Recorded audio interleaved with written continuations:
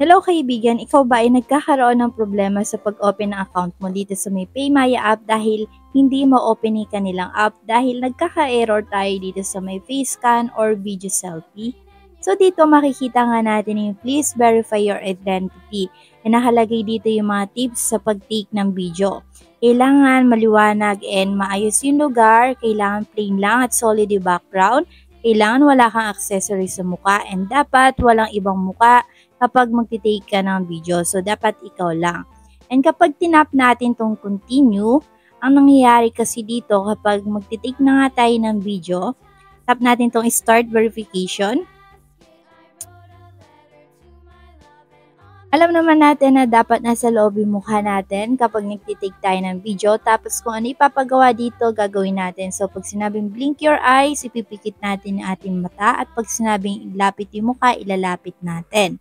Then, after nga natin mag-take ng video sa ating face, mapupunta tayo dito sa may front kung saan tatap na natin yung login button. Pero ang nangyayari kasi sa akin dito, nagpapaulit-ulit lang siya dito sa please verify your identity. And kung ganyan din yung nangyayari sa inyo, kahit wala naman problem yung lens ng camera nyo at okay naman internet connection nyo, pero paulit-ulit lang tayong binabalik dito sa verify your identity, ibig sabihin, maaaring may problem yung mismo Maya app or meron kayong mga kailangan gawin sa ating app. So, ang unang gagawin natin, pupunta tayo sa Play Store or App Store and isi-search natin yung PayMaya. Kailangan natin makasiguro na updated yung version na ginagamit natin.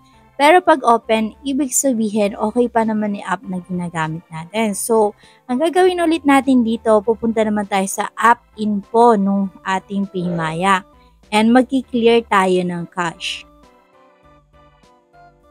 Ayan, tatap ko lang i-clear cache, then lalabas na din ako dito. And ang isusunod naman natin na gagawin,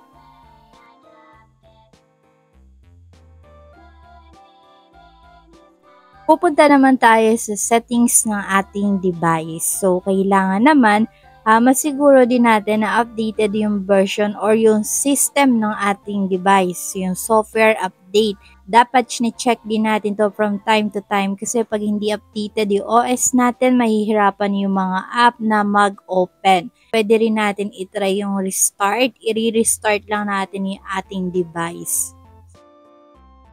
Then, pwede rin naman natin i-uninstall yung mismong app tapos install na lang ulit natin. Pero, mag-i-input ulit tayo ng login credentials kapag in-install ulit natin yan.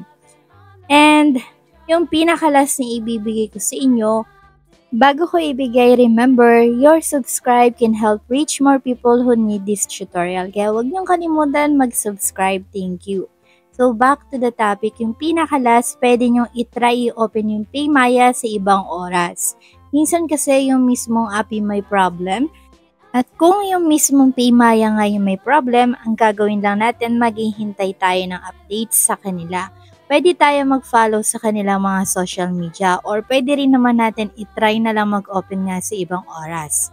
Okay, so itatap ko na yung login. Try natin kung ma-open ko na this time yung aking app. And there you go, parang makakapag-login naman ako. Tap ko yung confirm. Kasi minsan yung pagbe-verify natin ng identity or yung face scan dito, medyo late mababasa. Siyempre, i-check din nila yung account kung sa atin ba talaga yon at kung magmamatch ba yung ating face dun sa ating ID.